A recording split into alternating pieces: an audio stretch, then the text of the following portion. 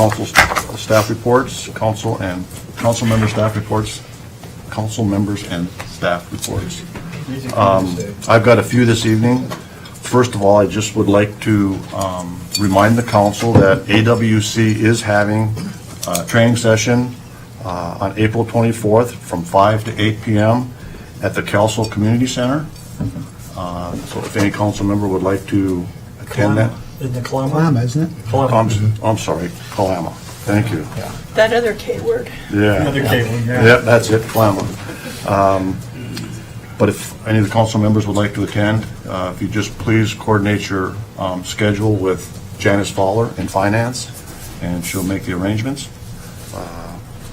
And also, MRSC is conducting some webinars in April and May, and the same thing would apply if any council members would like to listen in on those webinars, and just please contact Janice Fowler, and she'll make the arrangements for the registration. I'd also like to just mention that week before last, Chief Danny and I met with Superintendent Dave Holmes. We started to have a conversation, look into the feasibility of possibly having a shared resource officer with the school district. So we have started those conversations, and I think the chief will have a little bit more to talk about that here a little bit later. I think everybody knows that there's been some construction started on 4th and Pacific. So far, it's been all pretty much confined to utility work. The gas company's been out there, the electrical company's been out there. So that's hopefully will be here concluded pretty soon. And the contract has been awarded for the construction of that roundabout, and that's scheduled to start in May. So I think things are going to continue to stay busy and get a little bit confusing on 4th and Pacific. So again, as we get more information as far as the scheduling and the phasing of that project, we will be pushing that information out as best we can, both on our city website, Facebook page, and there will be reader boards around all corners of that construction, so people will know, what the traffic patterns are going to be and how to best navigate through that construction. I just want to mention that at the next meeting, April 25th, we will have our first quarter financial report, and Mr. Paul Lewis will be presenting that report to the council on the 25th. I just also want to mention that I have received several applications for the planning commissioner alternate vacancy that we have right now in the city, and I will start conducting interviews next week for that. And we also have received some applications for the civil service vacancy as well. I know a lot of people are curious about the reader board and marquee in front of the bank building. The city is working on putting together an RFP to get bids for repairing that reader board. Well, we're not going to repair it, we're going to actually replace it. And in addition to replacing the reader board, we'll be doing some updates to the pump and electrical, and just basically do a facelift on that whole marquee.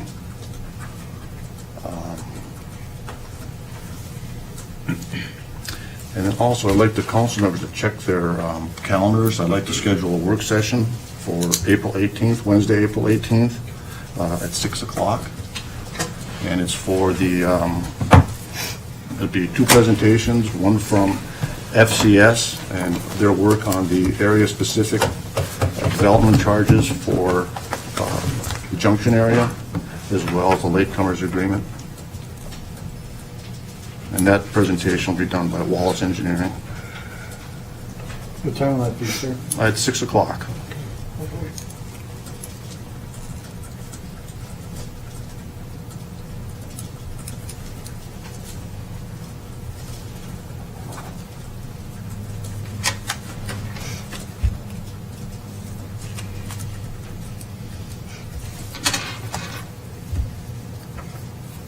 Here. Work? Good. Good. How about for you, John? Yeah. Here in City Hall. Or It's going to be here in City Hall, yes. Thank you.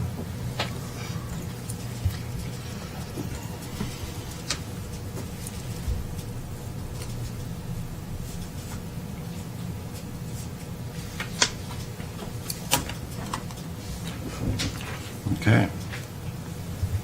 You guys feel like it's dinner time and we're all looking at our phones? Thank you for your patience. So that's, Because we were supposed to have our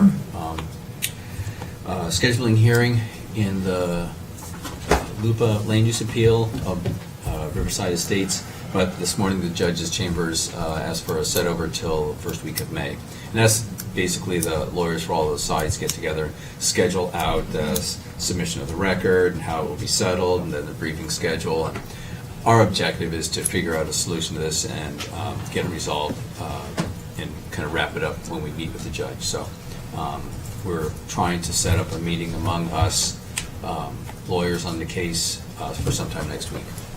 So it'll take a while to put this to bed. That's it. okay. Thank you. Any questions for Mr. Cairns, the council?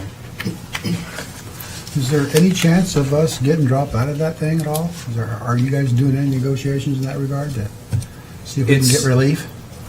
Well, you mean this is the appeal of Riverside. Oh, I thought you were Estates. talking about, I always thought you were talking about the big case. Right. I mean, we could withdraw if we want to, but whether the others will deal with and brief our issue is a big uncertainty. And the county early on said that it would entertain these urban growth area expansions for any city in the county so long as the city defends that aspect of the county's decision. So the county approved what we wanted, expanded our UGA, so the deal was that if you want it defended, city, you've got to continue to stay involved. Okay. All right, next is council member comments. Councilmember Wolf. Yes, thank you, Mayor. Just have one thing. I'd like to thank the Lions Club for hosting a great breakfast and Easter egg hunt. That was a lot of fun, and the kids thoroughly enjoyed it. It was quite obvious. I think it was mentioned that the hunt would last about 4 minutes, and I think that's about what it lasted, maybe even 3 minutes. It was, but everyone had a great time. So I want to thank the Lions for what they did. That's all I've got. Okay, thank you. Councilmember Stimmel. No comments tonight, thank you. Councilmember Williams. Nothing tonight, Mayor, thank you. Councilmember Valenzuela. Just one comment on the totem. It's been needing rehab for a long time. It's going to come down. If you could just comment a little bit on that, maybe? Yeah, no, thank you. Yeah, the totem pole has been removed from its pedestal for the Pacific. It's right now up at the shop for Public Works. The city's looking at some bids to refurbish it, and we're looking at the options right now for having that completed. And no decision has been made yet as to exactly who's going to refurbish it or how it's going to get refurbished, other than it's going to be refurbished. Is Adam involved? Yes. We got a quote from him, yeah. And I would like to make a comment there. It would be nice if we could have the same guy that did it to do the rehabs, and I don't know if we have to do a special budget authorization for that, or if that's part of the normal maintenance on operation of the city. I would think it would be, but, he did, I did go, you asked me to check with him, and I did check with him. He said he could. Also, they talked about maybe doing something on the back side of it, and he said, yeah, he could carve something for the back side, but he would attach it with rods, that the back side, it wouldn't be good to carve on that. Right. But that he could piece another piece on the back of it if the people, the community wants something else on the other side of it. And I don't, like I say, we haven't decided where we're going to put it or anything, but I understand the city staff does have some ideas on that too, don't they? They do, yes, yeah, there's some options for that. And, yeah, I probably will have to bring it back to the council for some Give a funding. yeah. report. Okay, thank you. Yeah. But again, it was taken down in one piece, it was moved up to the shop at Public Works, and that's where it's at. And, yeah, we'll move forward on getting it refurbished. Yeah, but thank you for bringing that up. Councilmember Cerveny. I have an attachment to the totem pole only because I wrote the grant that originally allowed Adam the funding to put together the research with many old-time families in the community to get the history to do the carvings on the totem that were pertinent to Le Center And in doing so, I think we've written 2 grants over the years. The one was for the totem pole to have art in the community. And he also did the carvings down below in the wetlands part, the frogs and the crawdads and such for the toddler area. So he has a long connection with the community and does great work. Does a lot of the work up at the lodge. Skamania. Yeah. Right. And a lot of the doors and the hangings in their convention hall along that way. So he's a very talented artist, a local artist, so I hope we can get him back. So I look forward to that coming back to the council and what we can find out from there. But I thought I'd just share that for those of you who didn't know the long time history behind how it came about. And there were a couple of different grants through the Community Foundation for Arts in the Park. And the other one was for the Community Development Block Grant for a park on that corner because the landowner, they were actually kind of like, they did not like the original bank owners, and they had the triangles all that surrounded all of the bank property. And in their wills, they stated they did not want that property to go to the bank. And subsequently, that's when we turned it into a corner park as we enter into town. So that's the story behind all of that.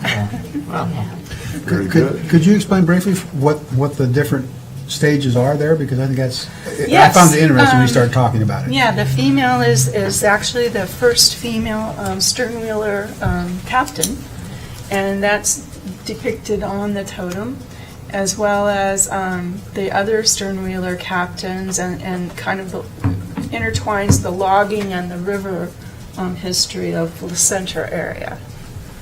So, And the eagle on the crest is for unity and neighborhood. So there's meaning, just like every totem has meaning, and I wasn't aware of that. So by Yeah, all it means, tells a story.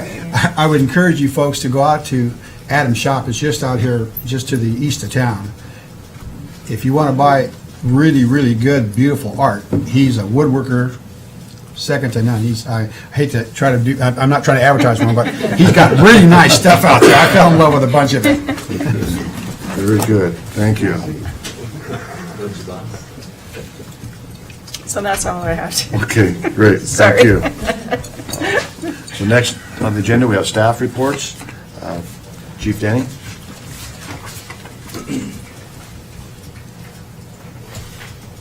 Mayor, council, citizens of the center, Chief Denny, the Center Police Department. So just to let everyone know, at the police department, we're going to have some additional security measures, meaning that our front door will be secured from now on, so we'll be able to have access to the lobby directly. However, during normal business hours, Monday through Friday, 8 to 5, just ring the bell and someone will come up and answer the door and bring you back, or if there's no one in the office at that time, you just pick up the phone on the wall outside the door, and it rings through dispatch, and dispatch will get an officer to come to the office if no one's there. Okay? So we needed to take a couple of security measures to meet our audits and things like that. So, so cover the bill and Caressa.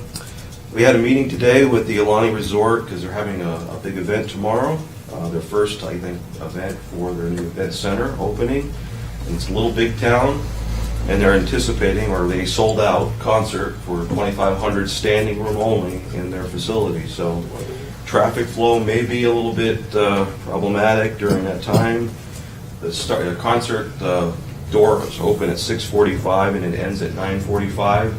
But they are also having a secondary concert in the lounge area, so there's going to be additional traffic because of that for those concert goers that could not get tickets. So, as always, up there's crowds, but it's a Thursday night, so hopefully it won't impact too many travelers. So, and just so recently, we've been involved in some additional training at the schools. You heard last time we talked about the training that's going on. School safety, obviously, because of all the stuff that's going on nationwide. But We partnered with the Clark County Sheriff's Office, and Deputy Grenneman's been coming into the schools, and he provides a program that he developed for run, hide, fight situations in the schools. So today's event was for the staff at the school to kind of teach them where this program's going, what to do in the case of an event occurs, how to lock down, and what those types of procedures are. Run, hide, fight concept. And then he's going to go out to the students, and then it'll go out to parents as well, so the parents are aware of what's going on and what they need to do if there is an event at the school. So good program and well developed, and it's been something that's been going on across the nation as far as schools. So very good stuff. It's just a mindset and a mentality of being prepared and having some kind of plan in your mind so you don't freeze, and the kids know what to do. And just, they say 87% if you have just pre-planning, they'll survive an incident like that if it does occur. It's not going to win if it doesn't here in the Senate. So we are also having some discussions with the school right now about a feasibility of a school resource officer program. I don't know if everybody is aware what a school resource officer is, but they are an officer who is in the schools and provides support and education and awareness for the kids. And so they feel comfortable approaching law enforcement, and they build up a rapport with the inventor, the kids, throughout the school year. So that way information flows in from the school to the school resource officer more readily. Because there's a lot of bullying and that type of thing that goes on either online or in person in the schools. They have someone to go to directly. They're not necessarily there to make arrests or anything like that. It's more of an education piece and a more hands-on approach for law enforcement to be in the schools and be available. Obviously, it's a good thing as well that things are going on in the schools these days, that we have officers that can go to the schools and do those types of things. There's going to be obviously 3 schools, and so there'll be a roving position on the We don't know what it's going to look like at this point in time. It's just in the infantry stages, but a lot of things have to go into it, and obviously funding and how that's going to happen as well. So we're just in talks right now. This wasn't something that the school was really interested in previously, but however, with things the way they're going, it's becoming more prominent with need. So we're still receiving applications also for Police Advisory Coalition. The closing date on that is April the 17th. We currently have some applications, but if you're interested in applying for the coalition, please do so. And yeah, that's all I have for tonight. Great, okay. Thank you. You're welcome. Thanks, Chief. Yeah, thank you.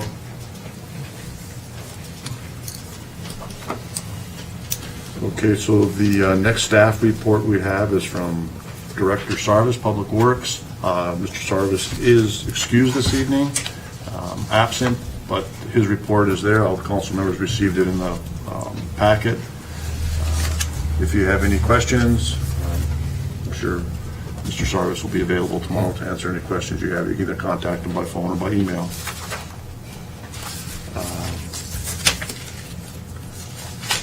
With that, we'll move on to citizen public comments.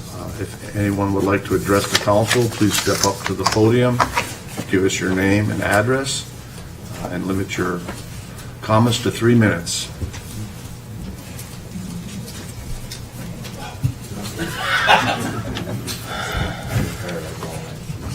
Morgan Wentworth, 192 Maple Lane, Woodland. Most of you know I'm facility manager down at Last Frontier.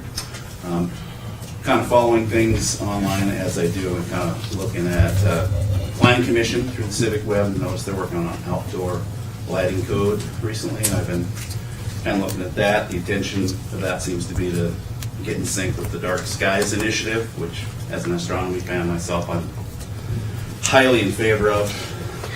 I do have some concerns for how it's implemented and presented, however.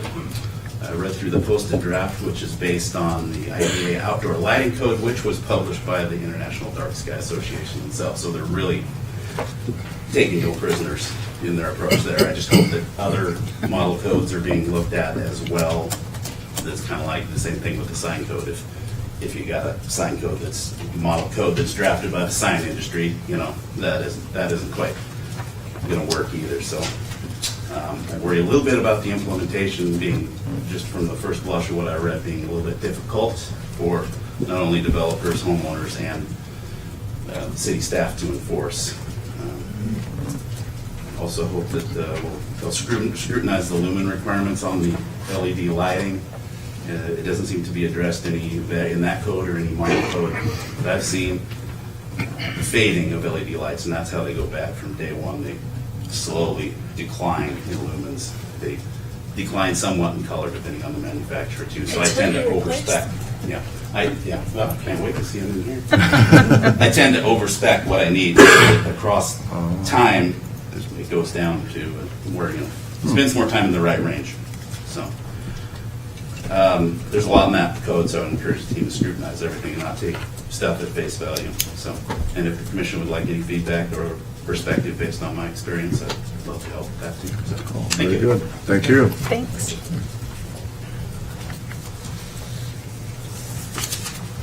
Joe Wittich, 34102 Northeast 14th Avenue, Mayor, Council, citizens. I see that, I'm really happy that we built an excess amount of capacity at the sewer system, because I see we're still flushing finance director money down that hole. Hope that will end. I hear nothing from anybody regarding that. It would be nice for the community to know how long that money's going to be wasted here. I was just looking at some numbers. And I'm stepping on planning council feet here, I'm sure, because I'm sure they've discussed this. But I was looking at a hotel. The first person that builds a hotel out at the junction is going to be Ridgefield or the tribe. Why is it not going to be us? Have we never heard of $8 a night city taxes on a hotel room, 100 hotel rooms, $8 a night, $824,000 a month? Is that right? There's big money involved in a hotel. Let's be the people that build one out there. We've got this septic system. Let's look at it. And that's all I have to say. Thank you. Thank you. Thank you.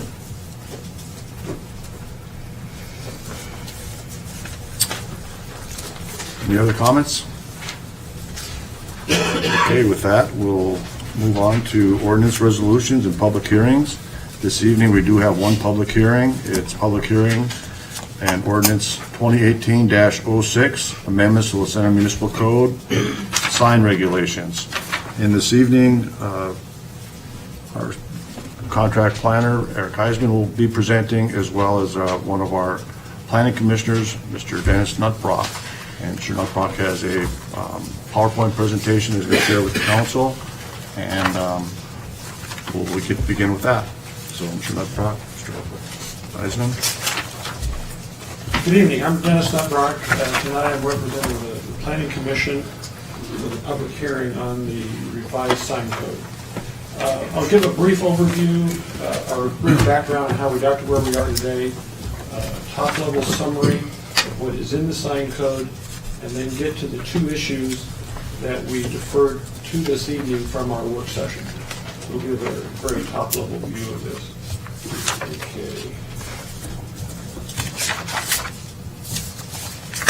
Okay, by way of background, in February of 2016, the City Council implemented a sign code revision that was recommended by the Planning Commission.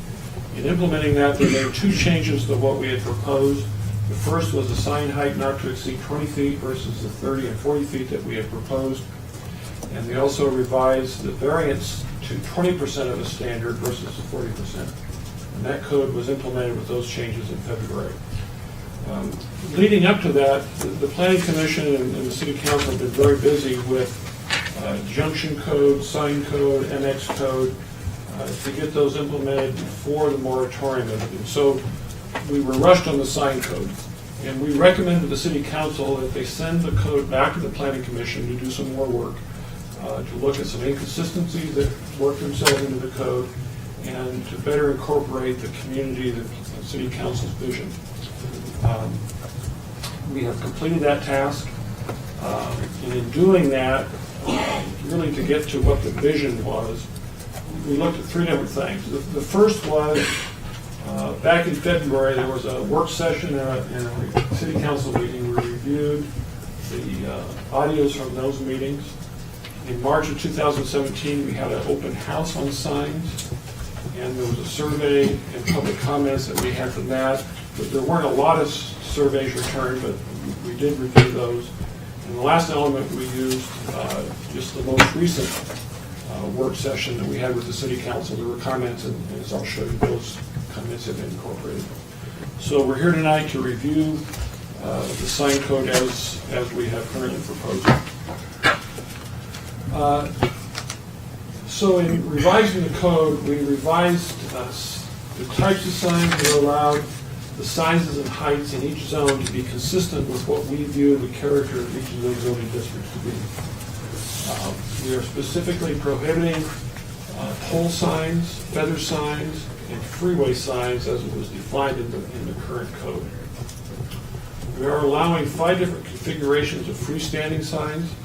And those freestanding signs are going to require quality materials around the base, as well as landscaping around the base to make sure we have attractive signs in our city. We have lots of discussion about how do we advertise businesses at the junction with the freeway traffic. To do that, we propose 2 types of signs. A freeway complex sign, which is, as the name implies, is a sign that's visible from the freeway that allows multiple businesses to advertise in that sign.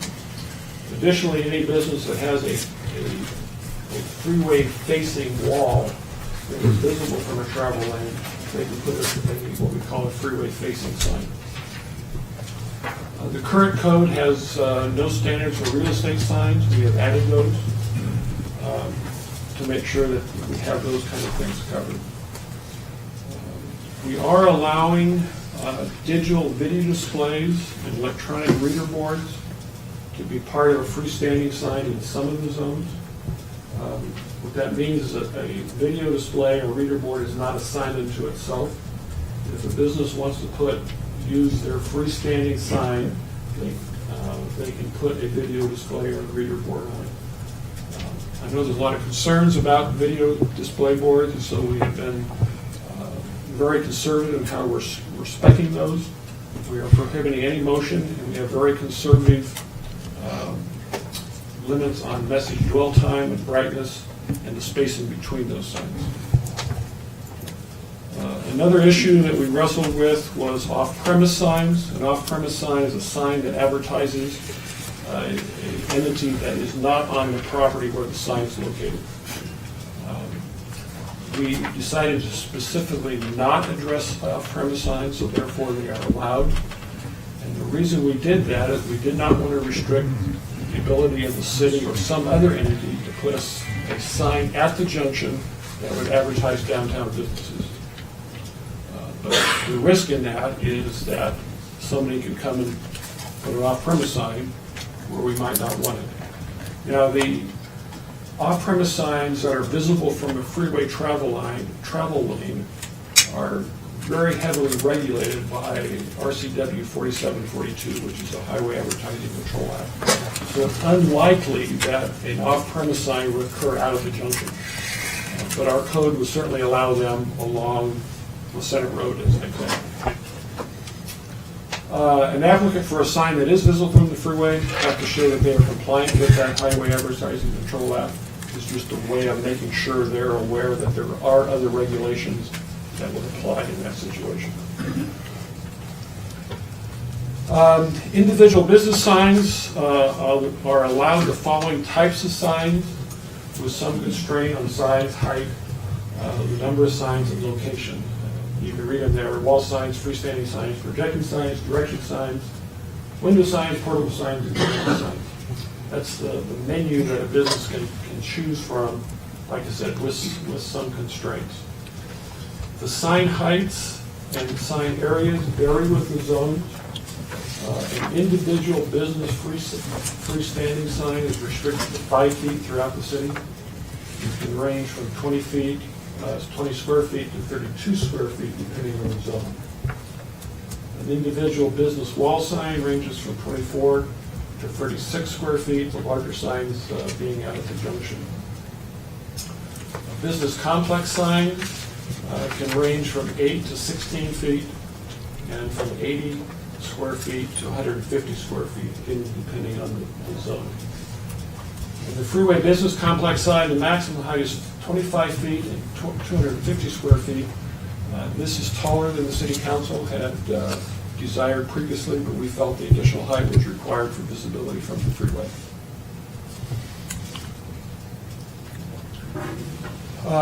Okay, that's a summary of what's in the code. Let's talk about the joint work session. On the 13th of March, the City Council and the Planning Commission had a joint session to review the proposed code in detail. Out of those discussions, we agreed to revise, to make these revisions. The business complex sign and directional signs are now allowed in the downtown zone, the downtown and card room overlay specifically. And we changed the definition of a billboard to exclude scoreboards. There was an oversight that was made. And those changes are included in the draft that's in the ordinance before you tonight, and they are highlighted in track changes so you can see specifically what was changed. There were two issues that we wrestled with quite a bit at that meeting, and we decided to defer those until this evening, until we got some public comment. And those were on the width of the clear zone for pedestrian movement around portable signs and the maximum sign coverage for windows. So let me address each of those and try to hopefully provide some clarity or more confusion. For the portable signs, the discussion was the code requires a 3-foot wide zone around them for pedestrian movement. The discussion we had was whether that was adequate, and there was some question about, okay, how wide are our sidewalks? Well, there's how wide your sidewalks are. You can see over at Sadie's and Josie's, they have a little over a 6-foot wide sidewalk, and you can see with their portable sign, they have a 4-foot path there.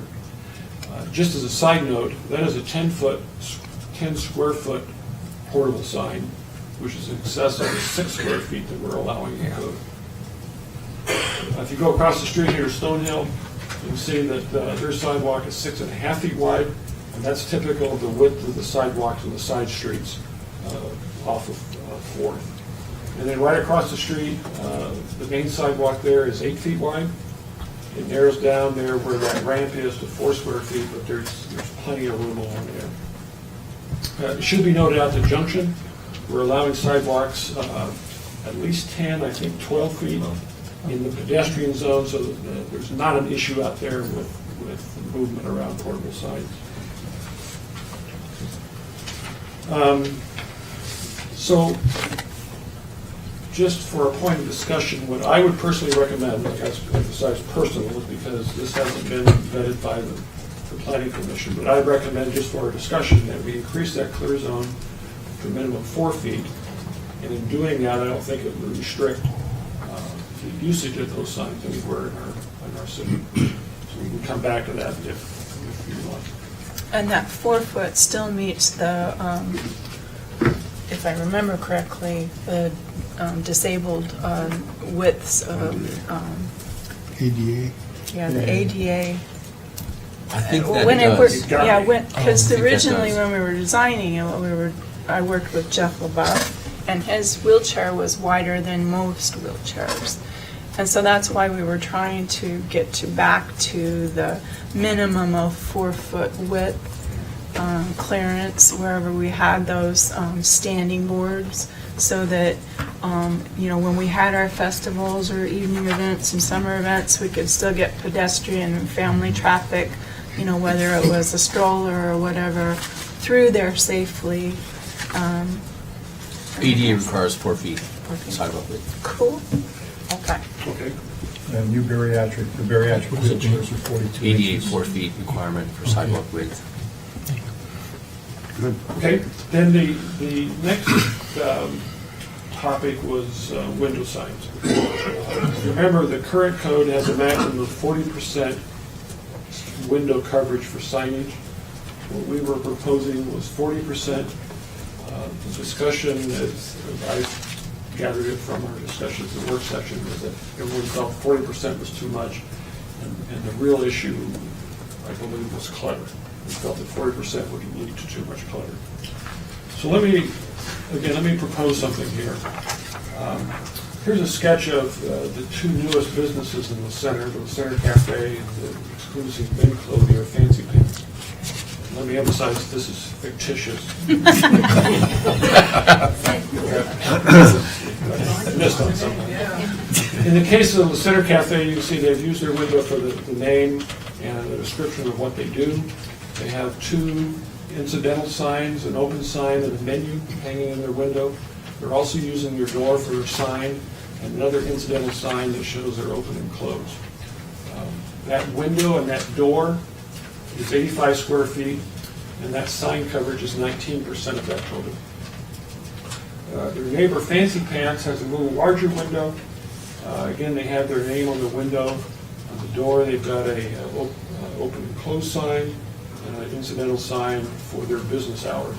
They've also got a couple large flyers in the window for their spring clothing sale.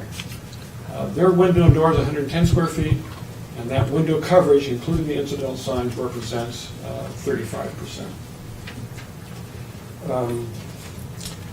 So I would recommend, and I would remind you, incidental sign is any sign smaller than 2 square feet. So you can get a lot of clutter on a window by hanging a bunch of 2 square foot signs, door signs, open and closed signs, whatever that might be. So what I'm recommending, again, for your discussion, is we go to 20% coverage. We include incidental signs in the calculation of that window coverage, and that we include doors in addition to windows, because that door can be a way of placing advertisements. So that would be my recommendation. I have got specific code changes here that reflect those recommendations. I would suggest we come back to those. If you decide you like those recommendations or some change, then we can talk about the recommendations that I have made here. Dennis, I have a question. The two large posters in the window there, those really are not incidental signs, are they not? Yeah. How do we control posters? Well, by our code, those are permitted signs. But they do contribute to clutter. And they are permitted. I mean, they would have to get a permit for any sign that would hang in the window larger than the incidental sign. And that's why I want to include incidental signs, because of that clutter that they can generate. Dennis, can you go back to slide 4? 4? Yes, sir. You were talking about the wall signs and the spacing of the wall signs, or the electronic signs, where was it in there? So that there was the first bullet, or under the first bullet, spacing between signs. Yep.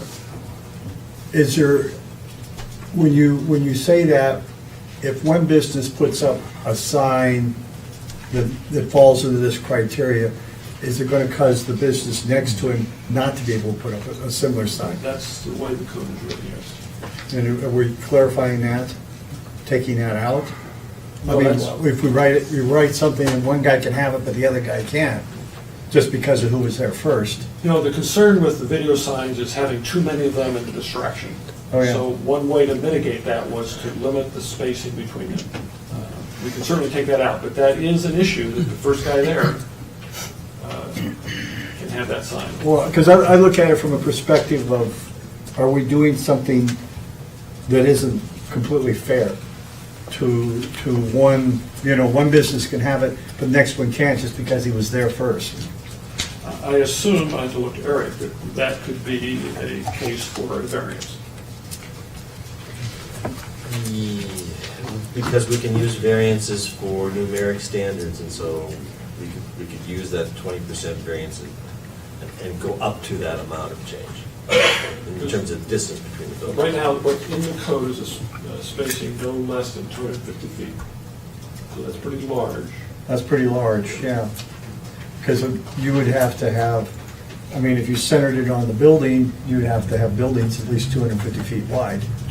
And that is going to kind of eliminate a small Well, business. these signs, a video or a reader board are only allowed on freestanding signs. They won't go on a wall. And so, but there still is the issue of the spacing.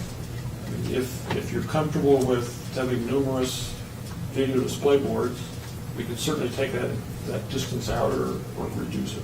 But right now, it's in there at 250 feet. I think we should consider a reduction of that, at 250 feet, but if the phraseology could include the variances, on a lot of these issues, you don't know what the circumstances are going to be until the building gets put up. And it would be nice to have staff to be able to look at it and say, okay, yes, this, this is a non-conformance, but it's going to, these businesses are going to want as much independence as they can, and it's their land. So I would suggest that we can consider maybe shrinking that a little bit and also making sure the language is clear that staff bring it to council or whatever, but that there be a variance capability to do something. Well, right now, the 20% variance up to 250 would allow you to go to 200. That's probably not enough for what you're looking for. Well, I'm just trying to prevent an anti-competitive situation. Your point, though, is that every business should have an opportunity for one of these signs. Yep. Which is allowed in the code. Under page 18, under 860-0803C, electronic reader boards and digital boards. One electronic reader board is allowed per business, but then it says consistent with the rest of the code, so there's a little conflict. So that if you've got the 250 feet and then the one per business, and I would tend to interpret that it's... Well, the most restricted would apply, which would be the 250 feet. Would you be better off to say, limit it to a percentage of the width of the building, so that everybody would have a fair shake? No, because they're already limited to a maximum of 30 square feet for a video sign, not to exceed the size of the freestanding sign you're going to put it on, because if you have a freestanding sign in the annex zone, as an example, it's 20 square feet, so you'd only put a 20 square foot video board on. At the junction, I think it's 36 square feet. And again, these are freestanding signs that aren't on the building. It would be a sign that is in the parking lot that's advertising that particular business. So I have no problem taking that 250 out of there. I just think I just don't want to make work for somebody else further down the road because we've written something that's not fair or not competitive. And like I said, we're trying to be sensitive to the concerns about distraction of reader boards and video display boards, and didn't want a street lined with them that you could drive down there and watch all the videos that you've done. Highway 99? Yeah. But again, these are our freestanding signs that are only maximum of 5 feet high Yeah, the green one. and 20 to 32 square feet. One other thing I want to ask about, you mentioned 12-foot sidewalks in the new area up the junction, which I would think may allow, Pedestrian zone, yeah. pedestrians would possibly allow for sidewalk seating. Correct, that's why it's there. Do we have, so if we put sidewalk seating in, they're going to have to fence it if they want to sell cocktails outside. And then what happens to the signs then, if you have a fenced area, can you put a sign outside of that area? I sure hope we have to worry about that. I do too. I think the answer is they have to maintain that 4 foot or 3 foot, whatever we decide. 4 foot, yeah. Clear zone is. Okay. It is, I'm sorry to Yeah, be flip, but yeah, okay. So they could do conceivably an 8-foot fence out there, but then they wouldn't be able to put a sign outside of it. They'd have to be on the fence. And I think we're also Yeah. letting them set back if they are, They can set the building back. they yeah. can set the building back if they're doing that specific for an outdoor area. So you get more sidewalk space. but- Yeah. I'm thinking about one place down in Vancouver that it's got outside seating and it gets a little narrow where it is because there's a tree there also. Not bodega. Well, bodega, exactly. Doug, what are your thoughts? You've been working on this for a long time before you got here on the council. What are your thoughts? We want to avoid clutter, definitely avoid clutter. We want to avoid the situation that you see when you go down Interstate 5 down by the fairgrounds and you've got the video signs down there. However, the commercial district here, we're looking at something at 5 feet, I believe. So that would be less distracting, I would think, even to a driver who is sitting lower, but I think that would be a lot less distracting than if you're driving on the freeway and you've got the 35-foot signs or whatever those are down there by the fairgrounds. So I think we need to be flexible on that, Joe. On the 250? Yeah. Who's going to enforce this? Same way we We'll have to enforce hire the Just occurs. Well, no, because there's a feather sign right now at the Mexican restaurant. Well, and the issue is they're going to be grandfathered. Now, are they grandfathered until they wear out and they can't put a new one up, or since they have one from the beginning? That's an issue that we'll have to address. I think this 250 feet is going to affect more than just the business next door. We're talking about, well, the football field for one sign. 250 feet in either direction is 500 feet for one sign that will probably likely not be more than 20 feet wide. There's a lot of room. I think it would probably affect more than two businesses.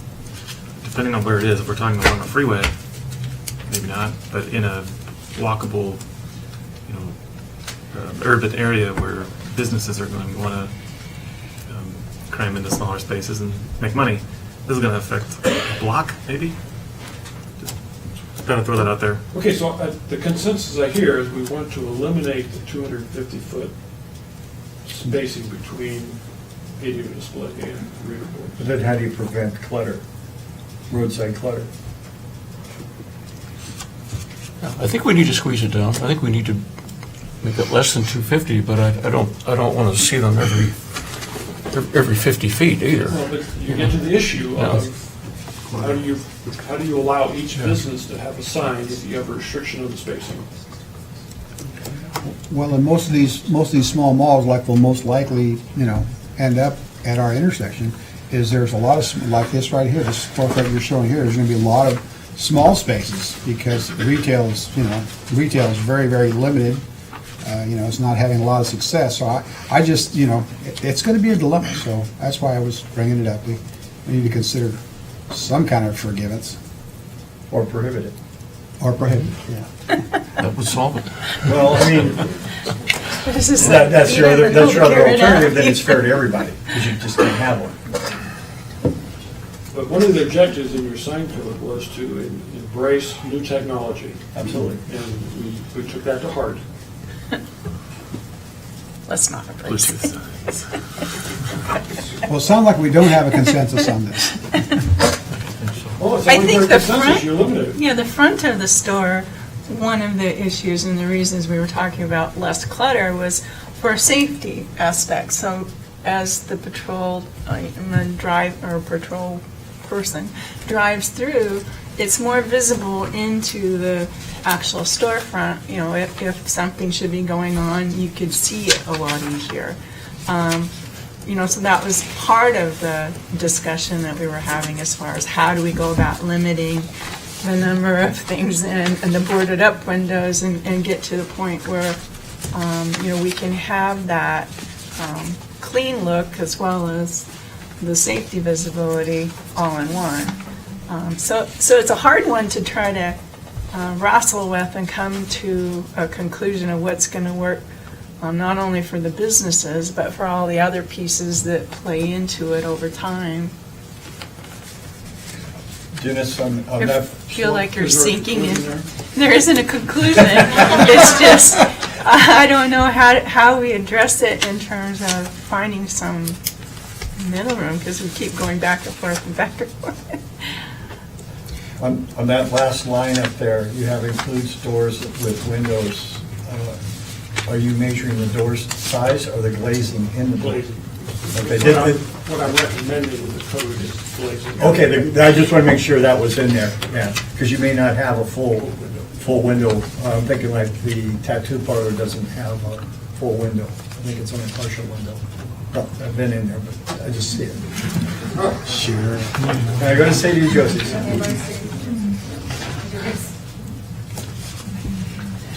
John, do you have a thought or a recommendation on 500 feet? You're right, it could be 500 feet. I was thinking just mathematically, if you made the number 250 smaller so that your maximum variance 20% might be useful for someone, and I didn't really come up with anything helpful except to make that number drastically smaller. Wasn't sure if I was going to share it. I was thinking it. So how big was drastic? I was thinking 100, which would give you 40 feet in the span of, I guess, one sign with the, this distance in either direction. And I didn't know if that would be more useful or not. I was just kind of thinking out loud now. What do you I think? guess I would recommend, if you want a recommendation, is that we delete the 250 square feet. Because again, they are limited to freestanding signs, which a lot of these kind of businesses won't have. We're going to be on a sidewalk. There won't be room, there isn't room for a freestanding sign. They would most likely be on a business complex sign. And they could certainly put a video display or reader board on their space in a business complex sign. So hypothetically, if this is what faced the street front, couldn't they in fact then have a freestanding sign on the back side that perhaps paralleled the freeway? Yes, but it wouldn't be visible. It's only Okay. 5 feet high, and it's only 30 square feet. So it wouldn't make sense to. I'm just trying to figure out. They would be a lot better to put a wall sign, which would become a lot larger if they have a freeway facing wall.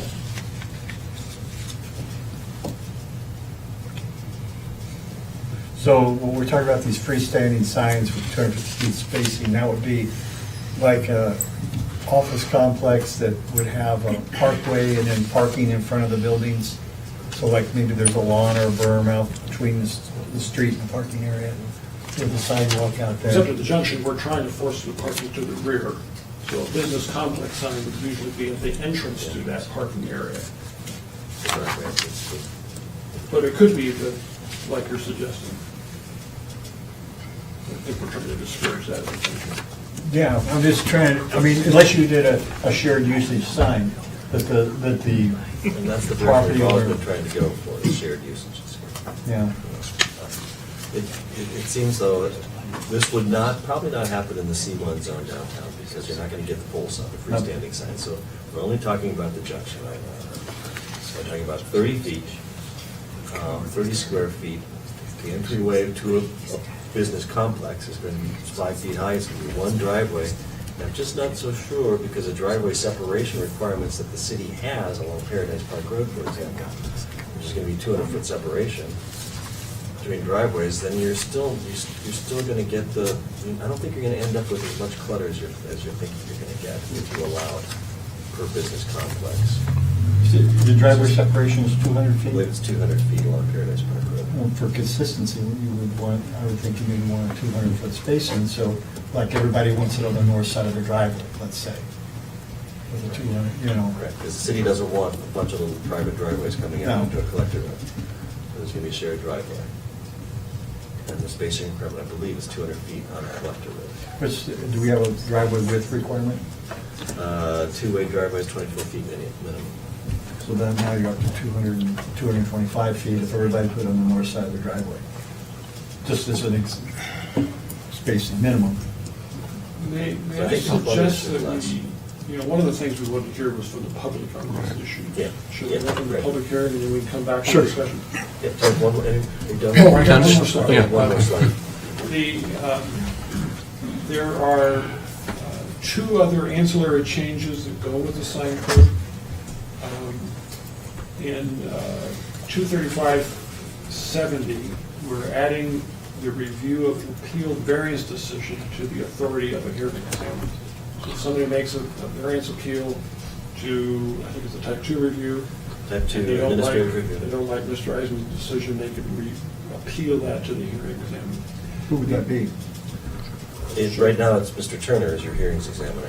Okay. So you have the choice Or of sending it land use to hearings, a hearings examiner, or you can send it to the planning commission, or you can send it to the city council. Those will be the three options, basically. And the second one is in 18155, which is the downtown overlay code. In paragraphs 50, there is a set of sign code regulations.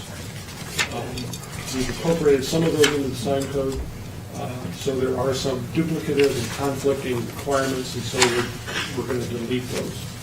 Those aren't before you tonight for the public hearing because of oversight on our part. We didn't get those to our public hearing.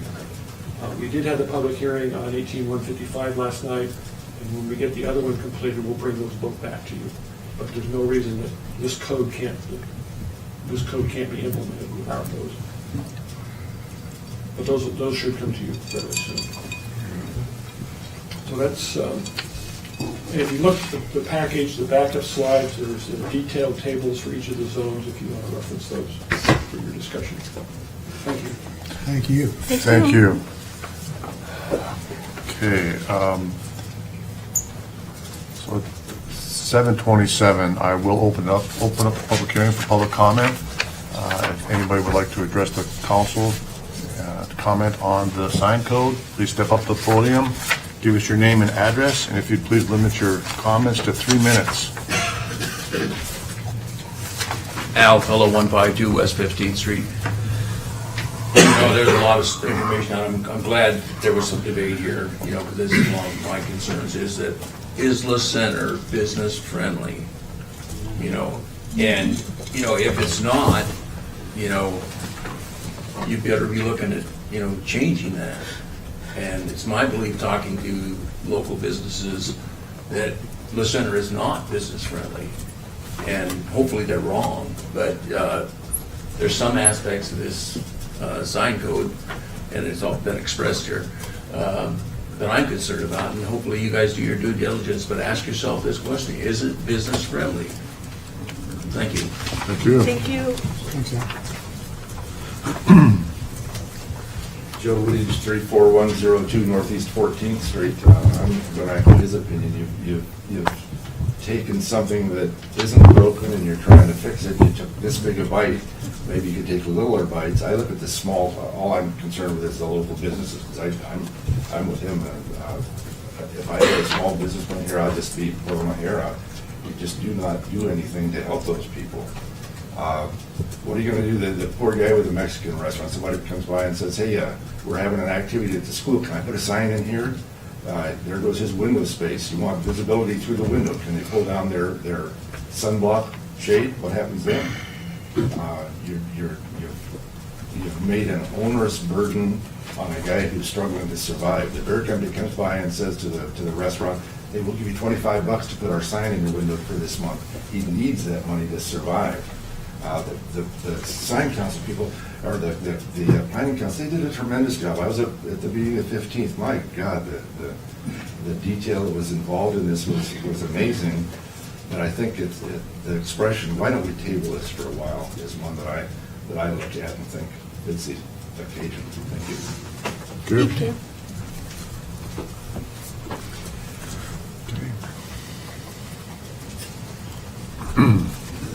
All right.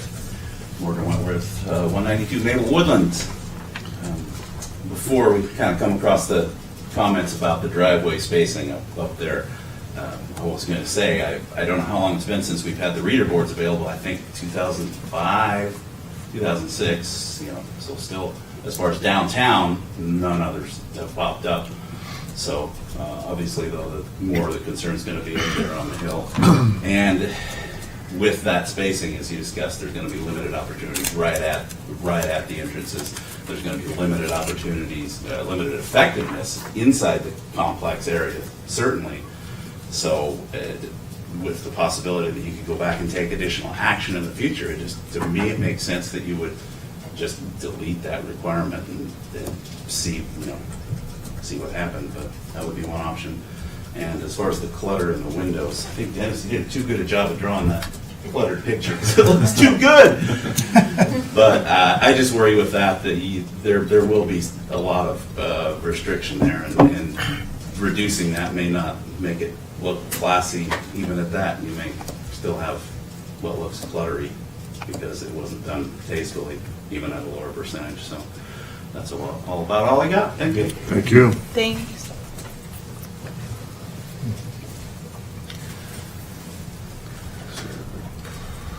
Not seeing anyone else come up to the mic, I will close the public hearing at 7:31. Open it back up to the council for further discussion or questions, staff, or Mr. Nutbrock. I guess the question I have is kind of a rhetorical question, and if there's a dissatisfaction with the numbers and the percentages that Dennis presented tonight, what are the right numbers? What should the guidelines be? Because obviously, we don't want windows to be covered 80%. I'm not being facetious when I say that. We definitely don't want that. There's a lot of concern about going to 25%. So what is that number that merchants would like to have? How full do they want their windows to be, for example? What's a good number? I don't have the answer to that. I thought the 40% looked okay. And maybe we should leave, I think we're at 60% right now. The proposal is 40 and possibly even less than that. Hold at the 40, don't go to 25 or 20. The different numbers have been kicked around in our work session. Well, if you look at the different businesses in town, and I'm walking up and down the street mentally, I don't know that we have a lot of businesses that have got a lot of clutter in their windows.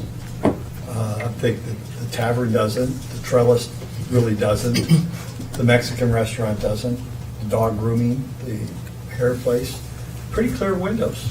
And I think part of it may just be peer pressure too on the owners not wanting to clutter up a window. Anybody who clutters up their window with homemade little signs is just making a mess out of their place anyway. I don't know. I mean, we could say recommended instead of restricted. 2, it's recommended that you do not exceed 25% coverage. Because we're not going to be able to enforce it anyway, unless, our attorney comes up and cruises town once in a while. I think that would be the police department.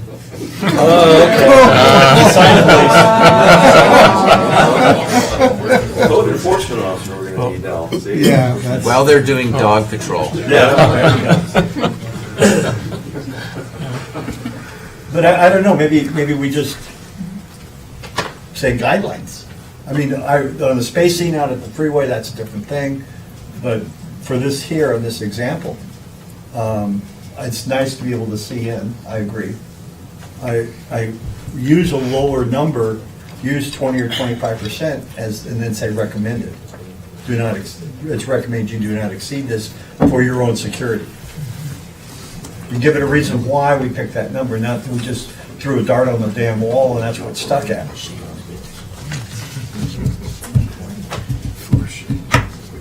well, I concur with with some of the public comments as far as business friendly. Right now, we got to be as business friendly as we can be. Obviously, we're in a situation where our finances are at least questionable right now, not knowing what we're bringing in. So I do concur with that thought process. What exactly percentages? This is the minutia that we always get. City councils, planning commissions, we all get buried in this minutia, and we just got to have something common sense. I think the 250 feet at this point should be eliminated, and that we put some language in there that allows for some variances based on the conditions, because we don't know what the conditions are going to be out there yet. I'd really not want to inhibit proper signage out there. Pretty much everybody in here is going to be grandfathered, so it's difficult. But I like your presentation. I like what you said as far as percentages go, and but I don't know about the 250 feet. I'm really debating that one.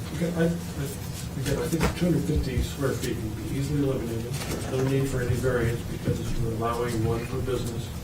One's allowed per business right now. Okay. If you Well, I eliminate think- the 250, you've got still have one. If per they have a business. freestanding sign. Okay. If they elect to put up a freestanding sign, they can elect to put a video on it rather than some fixed display. Well, I'm comfortable with that.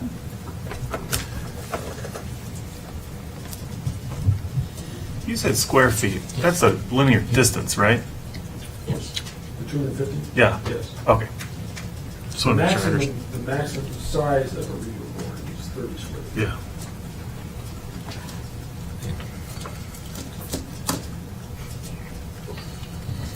That might eliminate some of the signs in themselves that people won't, if I can't put a big enough sign up here, I'm not going to put a sign in at all then. Well, as a comparison, our leaderboard is 24.8 square feet. It's a pretty good sized board. And they're all ready to go to 30 square feet.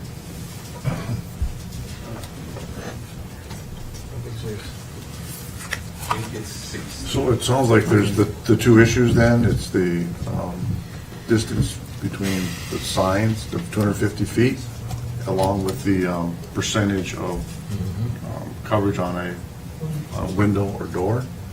So, It sounds like, excuse me, it sounds like we agreed that we changed the spacing of total signage to 4 feet, from 3 to 4 feet. I think there was a consensus there. Yes. That was my hot button. We need to come up with some numbers, don't we? We do. so yeah, to move this along. I mean, I'm comfortable with the proposed 40% versus the 60% as a start. Granted, the majority of all of what we're discussing tonight is pertinent to the new development. It's not necessarily pertaining to the grandfathered existing businesses downtown, correct? Any business that has unless a they lawfully permitted changed sign it. will still be able to keep their sign in place, they'll have no effect from this. As long as they're lawfully permitted. New business comes in, the old signs go out, the new code comes in. Right. But Eric, if they were, if they're less than 20% now and wanted to add a bunch of incidental signs, would the 20% or 40% apply to them? Whatever, there's no rule in the code right now about 40%, 20% for incidental signs at all. So this new rule would come into effect. Would that If whenever things change, And that would apply to existing businesses. if they change their signs. So you're saying, let's take the example of someone said, well, the businesses need beer signs in order to survive. So take out a Cerveza sign and you put in old school hams, okay?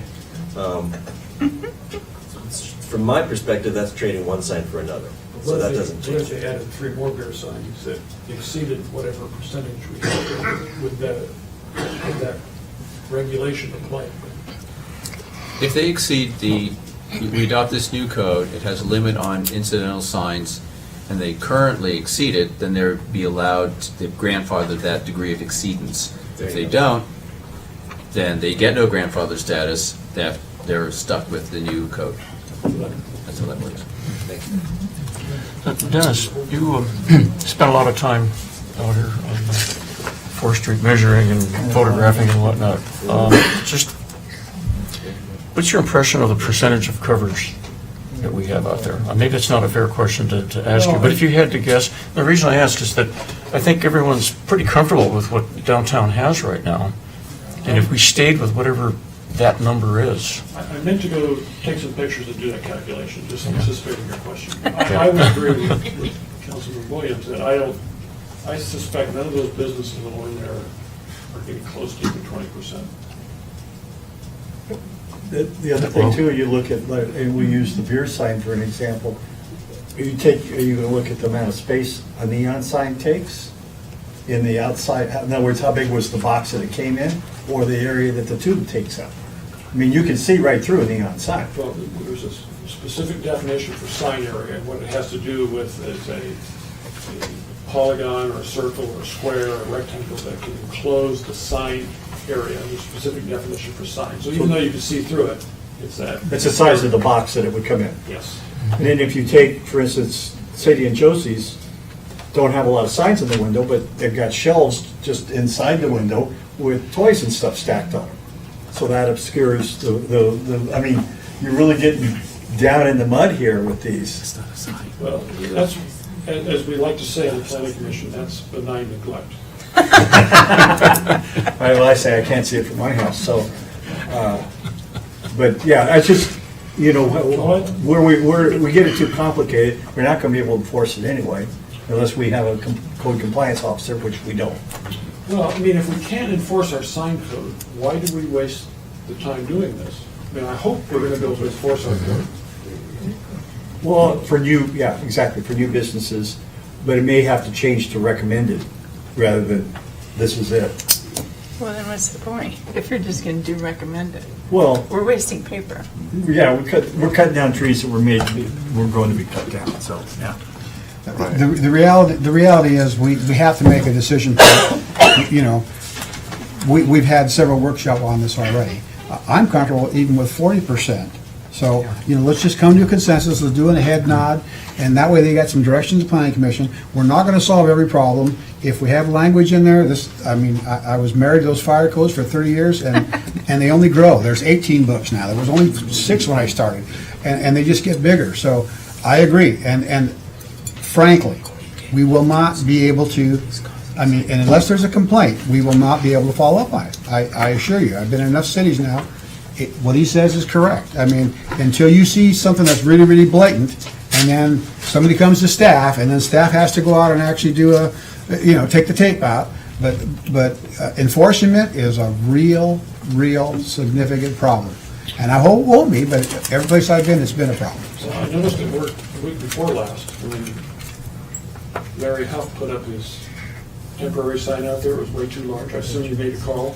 Yeah, that was taken care of, but again, that was also, like, Councilmember Valenzuela was saying, we were getting complaints about it. So, yeah, I think what we need to do here then is just make a motion to adopt the code with the, there you go. I got some input over That's- here. from okay, so I think somebody higher that's- up. Mayor, I'd like to make a motion, we adopt version 2.8 of the sign code with the following. One more. Still not resolved. So if we leave it at 40%, I would like to make a change to the code, and that's reflected here. And what I've done is, the current code talks about window displays, and we really need to put it in terms of definitions that are there. So the definition change would add a window area that would include all the glazing, to include windows and doors. That needs to be included if you want to include the doors. And then the definition for window display would be changed to include incidental signs, if you want to do that. And then the portable is just a matter of changing the 3 to 4. So there is recommended code changes for those two items. We're scribing that right now, so we can put it up. Okay, So whoever wants to make a motion can just read. well, he's writing it up. Oh, We'll second it, when you pass that on down, when we're done, and that way we'll be sure to get it recorded I'm getting appropriately. Cliff Notes over here, so. Yeah, no, and there's Okay. nothing wrong with that, I'd rather see it done. Okay, that- moving this along, Mayor, I'd like to make a motion, we adopt version 2.8 of the sign code with the following additions. 1, require 4-foot pedestrian clearance on sidewalks. 2, eliminate 250-foot spacing for reader boards. 3, allow 40% window display signs, AKA incidental signs, inclusive to allow glazing of the windows and the doors to be counted in that measurement. Think you're right? Pass that down. second.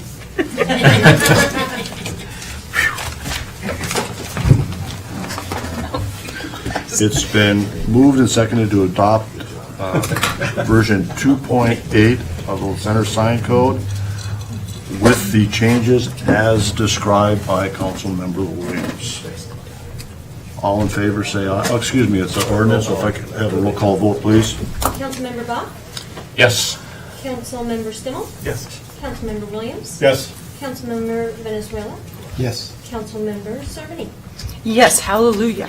And that's how you make sausage. The ordinance passes. Thank you, council, and I would like to thank the planning commission for all their hard work and diligence on that, and especially Mr. Nutrock. He has put a tremendous amount of time and effort into this. Thank you for the presentation and all your efforts, and city staff as well. Sign codes are a challenge. With that, that's all, excuse me, that's all we have on the agenda this evening. Could I get a motion to adjourn? So moved? I'll second that. It's been moved and second to adjourn. All in favor, say aye. Aye. Opposed? Motion carries. Thank you. You go down to messages, go to your, whichever email, then you get there, and it should open up.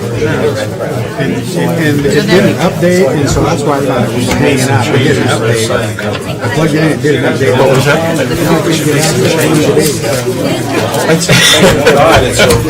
That helps. Bring it up to the next planning commission. I had no idea the history. I did go and look at it, and I saw the woman. Thanks, Morgan.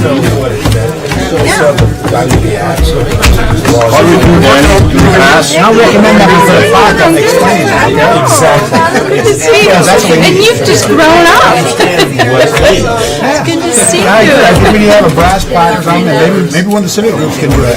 You know, to say, this totem pole represents, and so that they can Yeah, read it. because Adam actually, when he was carving it, gave classes to the school, take the kids in the classroom. They had them come down to the public works barn and teach them about the story. So they could learn a little bit. Yeah, and then when it was Get him involved. Adam Isaac.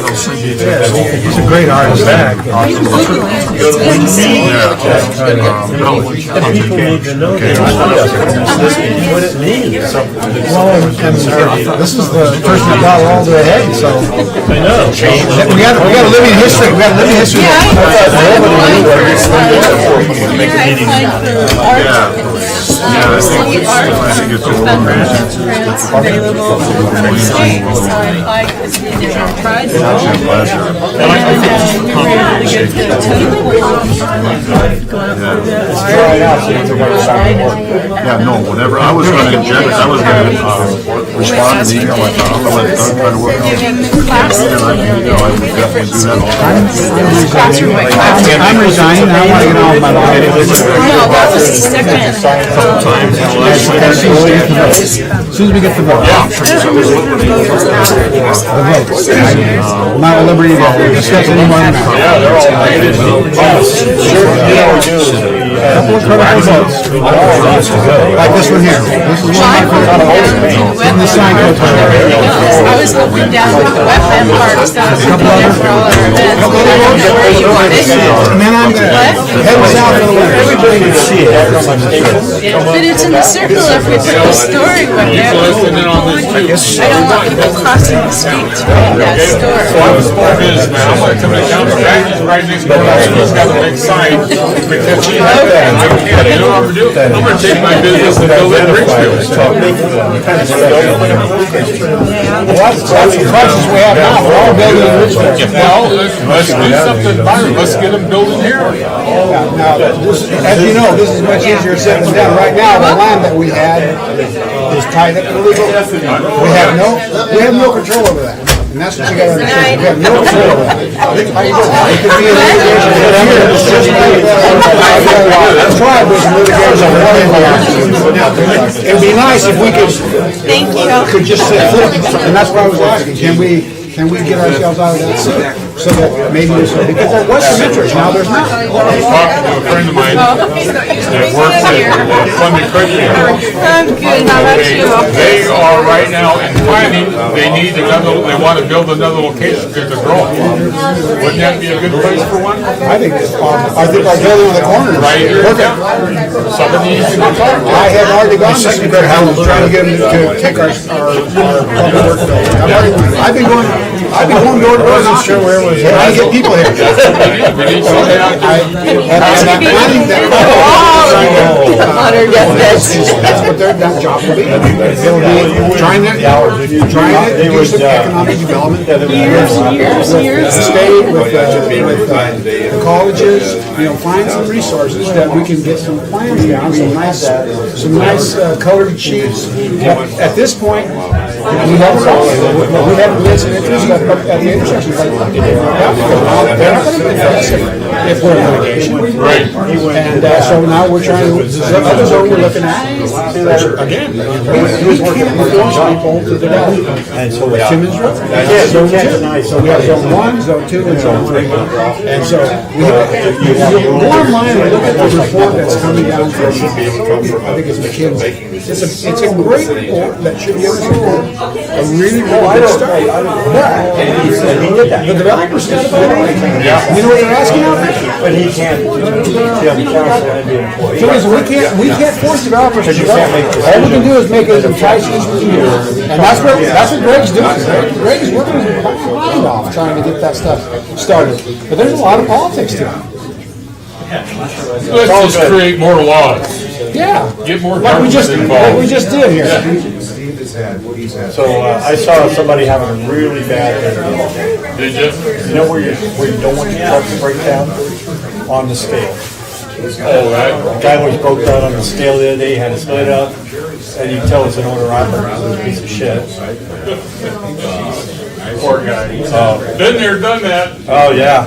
But you know, I felt bad for him. And then you and I started going through the scale thing, Oscar Mayer Wienermobile. Really? It's all good. I haven't seen one of those for a long I was time. there northbound, and it was going in. Maybe that was Joe. Oh, yeah, that's good. How about you? Oh, yeah. Oh, man, that's a bummer. I mean, it's just dragging on and on. It's just We have to go sell something. Yeah, I don't have any. Well, yeah, wouldn't it be nice if we could do that? See, I don't know how the heck they got it through the state, but they did it.